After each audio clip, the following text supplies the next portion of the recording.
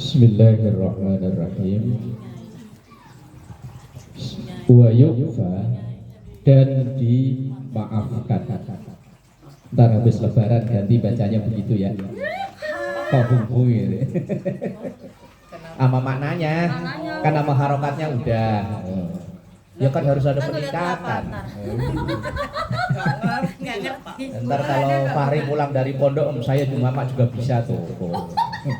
Bisa buat pamer. Wa yu'fa, dan dimaafkan. Ntar kalau habis lebaran. Nimba ilmu dulu. Andami nahwi burgusin, semisal darah burgus itu hewan-hewan kecil itu loh. Kayak semacam nyamuk, apa, lebih. Kalau orang Jawa merutu, yang biasanya ada di atas kecil-kecil itu loh. Itu burgus itu loh. Pokoknya hewan-hewan kecil yang berterbangan itu loh. Itu namanya burgus. Laron termasuk nggak? Laron, ya sejenis itulah pokoknya. Sejenis laron, nyamuk.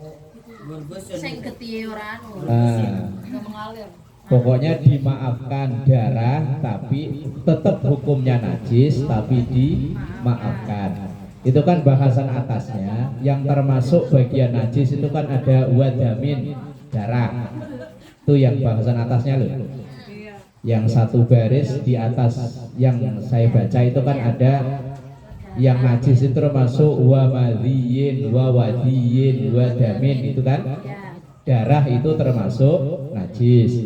Tapi ada najis yang dimaafkan. Maksudnya dimaafkan itu seandainya kena baju masih sah dipakai untuk sholat. Lah yang dimaafkan itu contohnya apa? Wa yu'fa, dan dimaafkan.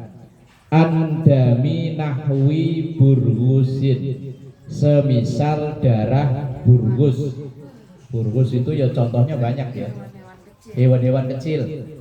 Ya laron. Memang laron ada darahnya? Oh, ada. Nyamuk. Nyamuk itu darah kan aslinya darah kita kan? Terus kalau lembing malah bau ya ada ya. Yes, pokoknya sejenis itulah. Kadang kalau sore menjelang maghrib kita naik motor tahu-tahu dimantap blok. Ya kalau orang Jawa namanya merutu, kalau orang Sunda naon? Sawer motor. Apa? Kebetut. Sasah naon. Kalau orang Lampung apa? Lebih susah, lebih nggak ngerti. Wis pokoknya itulah. Bung sudah dijaga. Jauh. Pokoknya hewan-hewan kecil yang seandainya ada darah pun itu darahnya tidak najis. Bangkainya pun juga ya najis, tetap najis tapi dimaafkan. Seandainya pokoknya gampangnya itu hewan yang dalam tubuhnya itu enggak ada sistem peredaran darah. Kecoa. Ono getihe kaya ngene. Nggak ada darahnya ya. Ora, tapi kan ada. Kecoa itu ada darahnya enggak? Enggak ada anaknya. Tapi bau. Memang ada anaknya. Bapaknya juga ada, bapaknya tuh yang lagi hamil. Ponakan ada, mantu ada, lama-lama gitu dong. Darah, ngomongin darah. Ini intinya itu hewan yang dalam tubuhnya lah kayak ini nih. Tuh. Oke, lagi sing nyokot aku ke nyamuk ki. Itu kan dalam hewan ini kan tidak ada sistem peredaran darah. Gampangnya ketika dipok itu mati, nggak ada darah asli dianya. Lah hewan seperti ini bangkainya, darahnya, kotorannya tetap najis tapi dimaafkan. Alias dimaafkan itu seandainya nempel di baju masih dipakai buat sholat masih sah. Itu hewan-hewan kayak model-model begitu tuh. Kalau cecek Enggak. Nggak ada, dia nggak Enggak ada ada. darah. Kalau buntutnya tukele orang lo duti ya. enggak ada ya. Tapi cuma jijik aja ya. Tapi kalau mati nauzubillah baunya ya. Lah ya Allah Allah. Udah belum yang Wis pokoknya intinya itu. Darah itu secara umum hukumnya najis, kecuali ada najisnya darah yang dimaafkan, yaitu darahnya hewan-hewan kecil itu, semisal nyamuk dan lain-lain lah. Itu dalam bahasa Arabnya namanya burgus. Atau kalau dalam bahasa Quran itu ba'udah. Innallaha la yastahyi ayyadriba masalam ma ba'udatan fama fawqaha. Ba'udah itu hewan-hewan kecil. Wa dumalin. Dumalin itu kadang di badan kita kan kayak jerawat itu ya. Kalau dipencet kan kadang ada kayak darahnya tuh. Nah itu dumal itu. Apa itu? Apa ya itu keterangannya? Bisul. Iya. Oh bisul mah kan gede. Ya jerawat toh. Enggak, kadang kan ada ya Kecil di yang badan, entah di punggung, entah apa. Jerawat kayak gitu. Kayak ada kalau orang Jawa melenting. Jerawat menir. Menir, jerawat menir. Nah ya pokoknya kalau dipencet kadang kan ada darahnya. Lah darah yang itu darahnya dimaafkan alias masih boleh walaupun nggak dicuci langsung buat sholat tetap sah. Itu dumal. Kalau mimisan nah iya najis ya itu. Iya najis maksudnya tetap najis, darah semuanya najis. Tapi dimaafkan ya. Yo siapa tahu ntar di bawahnya ada ya. Ntar aja deh jawabannya. Wadum malin. Dumal itu apa ya? Ya tadi itulah. Contohnya kadang kan ada kan ya kayak jerawat. Kalau di pencet itu kadang ada kayak darahnya. Lah atau bahkan kalau dalam saya baca dalam kitab syarahnya kabashrotin seperti kalau di sini tulisnya pelenting. Nah, wajurhin wa anqaihihi atau korengan. Korengan itu kadang kan ada darahnya ya. Wa anqaihihi atau narak nanah yang ada di korengan itu. Kemarin kan ada keterangan nanah itu ya najis. Tapi yang ada di koreng, ada di itu tadi itu najis tapi dimaafkan. Wa in kasura, walaupun kelihatannya kayak banyak. Bi ghairi fi'lihi, tanpa keluarnya itu tanpa dipaksa. Berarti kalau dipencet ya dipaksa ya. Iya.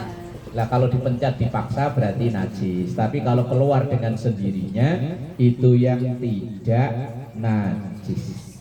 Terus pokoknya umpama kadang kalau saya kadang itu di punggung itu begitu pakai baju putih, begitu dibuka itu ada bekasnya. Itu berarti kan pecah dengan sendirinya kan. Nah, kalau baju warna begini kadang nggak kelihatan, tapi kalau pakai baju putih itu kelihatan. Kalau pas kebetulan nggak pakai kaos dalam. Nah itu najis, tetap najis, tapi najis yang dimaafkan. Saat dipakai buat sholat masih sah. Kenapa sampai dimaafkan? Karena sulitnya untuk menghindari. Kayak banjir-banjiran ini. Itu airnya najis ya? Wes segala macam kumpul jadi satu kok ya.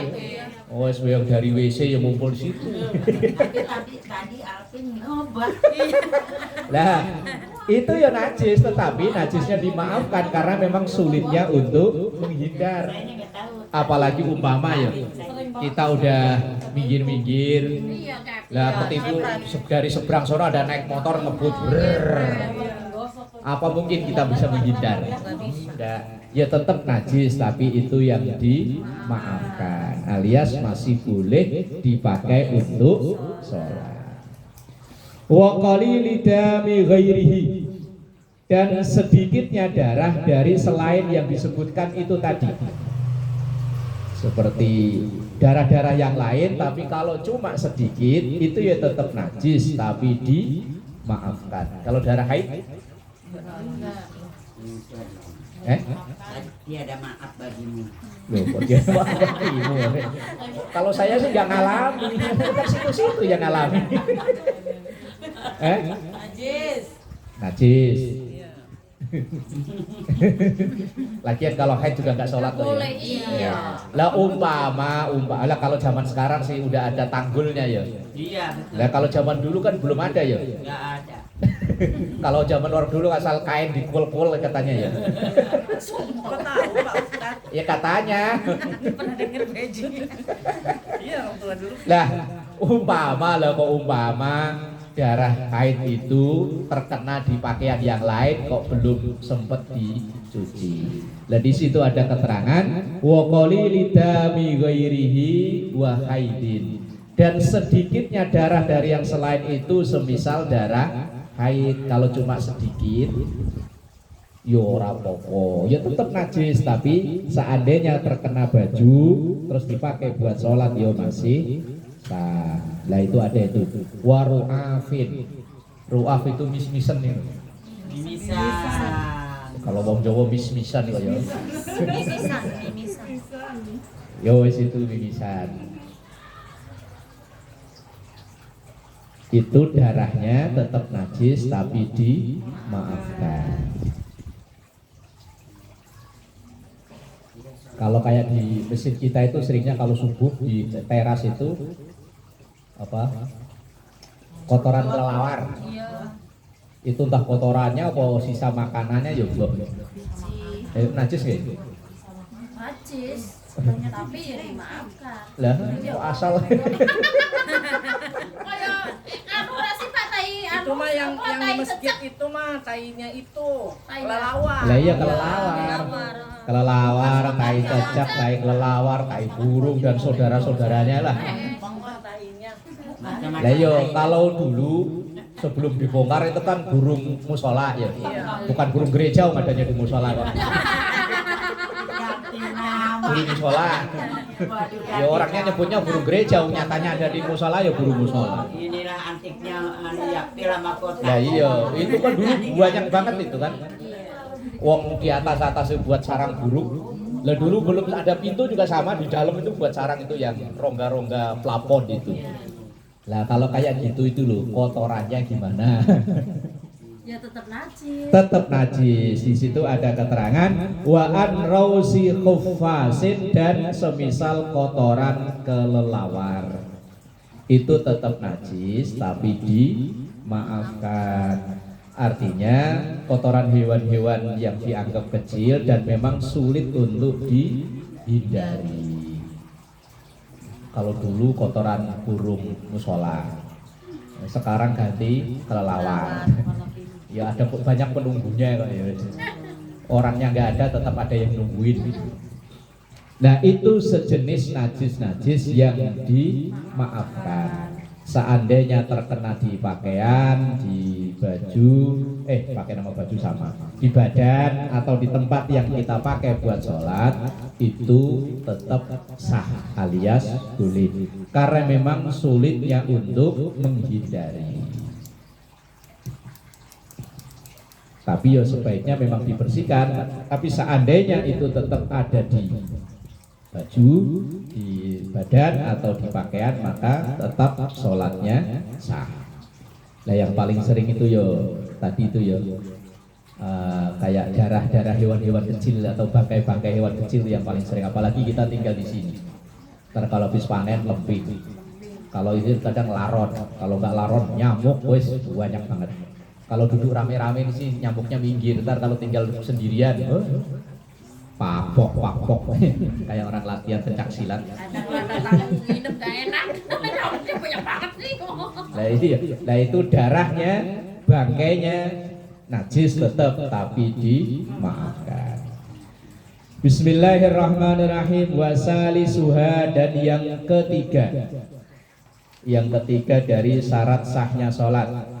Kalau yang pertama kemarin kan bersuci, yang kedua suci dari najis. Sekarang yang ketiga, satru rajulin wa amatin, menutupnya seorang laki-laki, wa amatin dan budak, ma baina surratin, apa yang ada antara surrah, pusar, udel, waruk batin dan dengkul. Ini yang nomor 3, syarat sahnya sholat itu menutup aurat. Lah auratnya laki-laki dan budak perempuan.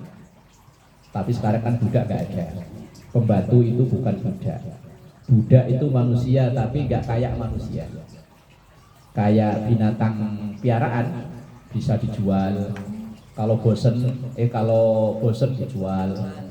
Ntar pasar budak ya ada kayak pasar hewan ya, tapi manusia. Ya manusia tapi diperlakukan nggak kayak manusia. Makanya Islam itu usahanya untuk menghapuskan perbudakan. Setiap ada pelanggaran berat itu dendanya, hukumannya memerdekakan budak. Karena memang tidak manusiawi budak. Kalau budak itu perempuan boleh digauli sama majikannya. Nah, iya. Ntar kalau dia bosen jual, dibeli suruh kerja hanya dikasih makan tapi tidak dibayar. Kan persis kayak kebo ya. Kebo itu kan tapi cuman kebo gak digauli sama majikannya. Lebih tinggi derajatnya ya. Lagian kalau majikannya gauli kebo. Dibawa kumpul ada yang lari-lari. Iya, selain itu kan ya kayak kebo nyatanya. Hanya disuruh kerja tapi tidak digaji. Nanti kalau seandainya udah bosen kerjanya udah lelet jual. Itu ngerinya budak ya seperti itu. Lah budak dan laki-laki itu ketika dia sholat auratnya sama kayak laki-laki. Wajibnya hanya nutup antara pusar dan lutut. Berarti ya gundal gandul. Yang masih muda mah nggak apa-apa. Lah ya tapi rata-rata budak itu kan orang-orang kulit hitam ya. Ya orang-orang kulit ireng. Lah ketika dia sholat itu wajib menutup auratnya hanya kayak laki-laki yang wajib. Tapi kan walaupun yang wajib cuma surah dan rubah, tapi kan ya ketutup semua lah ya. Apa ya kita melihat orang sholat cuman pakai kayak jojon nih. Ingat jojon ya? Iya. Pelawak tapi kan pakai celananya sampai segini kan. Terus sampai di bawah lutut. Nah itu kalau dipakai buat sholat udah sah. Walaupun nggak pakai baju. Itu bagi laki-laki sama budak perempuan. Laki-laki seandainya ada yang sholat di masjid, ada yang sholat kok begitu. Ya sah. Secara fikih sholatnya sudah sah. Tapi secara akhlak ora sopan. Kalau kata Budi mah ora sopan. Kalau yang ngerti ya nggak apa-apa ya. Ya kalau ngerti nggak apa-apa sah sholatnya. Cuman kalau yang nggak ngerti ya dianggapnya ya orang-orang cuma 7 on gilanya. Karena Bu Ulfa coba Ustaz praktekin. Tapi nggak berani ngomong ya. Prakteknya di rumah aja. Kayak jojon gitu. Ya biarin di dalam rumah ya nggak tegel ya. Lah ya kan, walaupun sah sajane dalam rumah sendirian loh. Pakai sarung cuma segini. Nggak tegel. Kendor. Ya Allah. Lah iya, nggak tegel kan? Nggak tegel Indonesianya apa? Nggak tega. Apa ya? Rasa-rasanya kayak gimana gitu loh ya. Lah wong kita mau keluar ke warung aja. Iya. Kayak saya kadang nih, kalau cuman ke depan sini mah pakai celana pendek masih berani. Keluar agak jauhan dikit aja. Balik pulang pakai sarung. Pakai celana pendek aja udah dari kecil sih memang nggak terbiasa cuman keluar. Lah apalagi sholat. Tapi walaupun seandainya begitu ya pengen praktekin sahnya ajaran agama boleh. Kata orang-orang Ustaz anget. Kurang dari kilo Bu Haji. Kayak gantung. Enggak khawatirnya habis sambar geledek kali gitu. Atau oleng. Udah pakainya gitu ngimami lagi berarti. Pada fokusnya Itu yakin kalau ada yang bawa HP langsung di video ini. Iya. video viral. Ada viral. Imamnya pada ngomongnya berulang. Nggak jadi sholat deh kayaknya. Ntar sekali-kali pas Ramadan dari pertama gitu ya. Biar bebas puasa. Kan jamaahnya banyak biar banyak yang lihat. Viral. Langsung terkenal. Rame itu rame beneran. Yang tadi jemaahnya nggak mau taraweh. Penasaran ya? Ayo terawih. Dalam ajaran agama itu kan ada standar minimal. Standar minimal itu hukum fikih. Standar maksimal itu akhlaknya. Fikihnya tadi itu sah minimal. Tapi akhlaknya apa ya pantas kan gitu ya.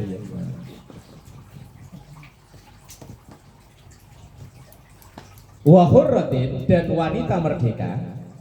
Yang wanita bukan budak, ya sekarang semua wanita merdeka, nggak ada wanita budak sekarang. Yaitu ghaira wajhin, selain wajah, wa kaffaini, dan dua telapak tangan. Semua wajib ditutup kecuali wajah dan telapak tangan. Lah biasa kita orang Indonesia itu kalau perempuannya ya muslimahnya pakai mukena.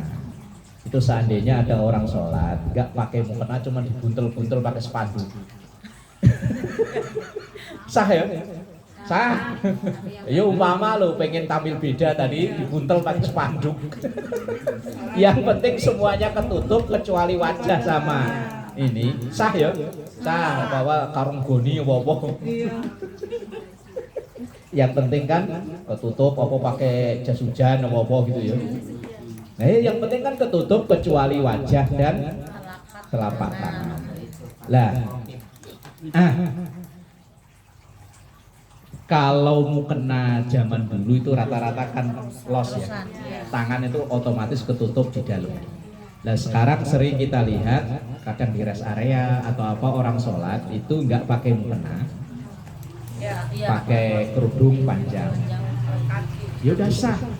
Ibu-ibu yang pakai baju yang penting ketutup sampai kok itu sampai ini loh. Ini apa namanya sih? Ya kalau orang Jawa gelugel. Asal ininya ketutup, walaupun ini kebuka, inilah ya. Nah kayak baju yang segitu tuh. Itu sudah sah dipakai buat sholat, walaupun tanpa mukena. Cuman kalau seandainya loh di masjid tiba-tiba ada yang sholat begitu, bukan orang yang lagi mampir, itu aja kadang jadi pusat perhatian. Itu siapa sih sholat gak pakai mukena? Makanya kadang di masyarakat kita itu aslinya bukan masalah, tapi kalau berbeda itu akan timbul masalah. Aslinya nggak masalah kan, pakai yang penting ketutup segini. Terus ke bawah sampai telapak kaki, telapak kaki termasuk ketutup. Itu aslinya nggak masalah kalau di rest area apa sering kita lihat gitu ya. Tapi kalau di rumah, yang mungkin inilah kayak di masjid, itu pasti mau sholat kok nggak pakai mukena. Padahal ya aslinya apa-apa. Secara hukum fikih nggak masalah. Yang sering jadi persoalan itu kadang ketika mukenanya kurang panjang. Ketika sujud itu berpotensi telapak kaki terbuka. Lebih aman memang pakai kaos kaki, lebih aman. Tapi kalau nggak mau pakai kaos kaki, ya pakai mukena, tapi mukenanya yang panjang. Dan seandainya di depan kita ada orang sujud kemudian telapak kakinya terbuka, itu seharusnya lah kita untuk tutup. Cuman kalau yang ditutup nggak tahu, malah kiranya mau digelitikin, ntar malah ditendang.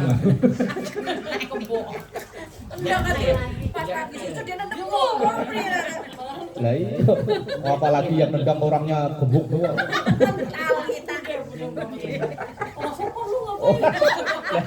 Padahal aslinya ini kan mau menolong agar auratnya telapak kaki itu tidak terbuka.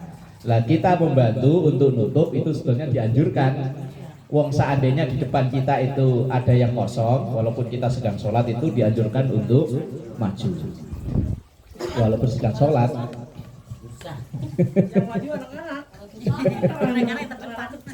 Nah, ini yang nomor 3 menutup aurat.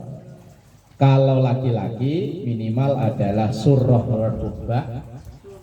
Beneran jam 9 itu. Nah, iya.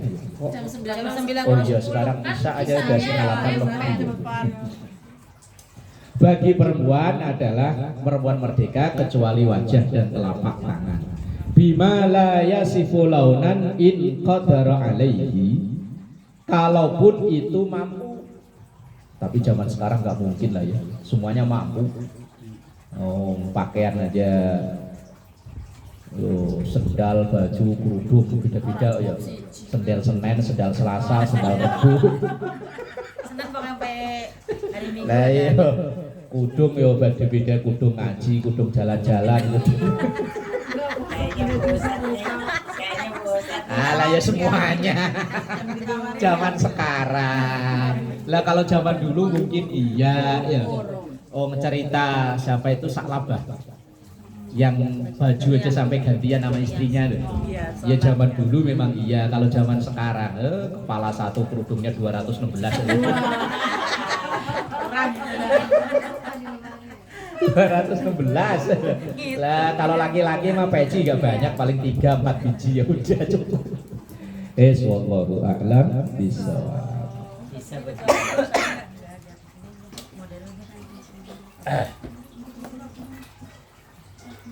Bisa begitu.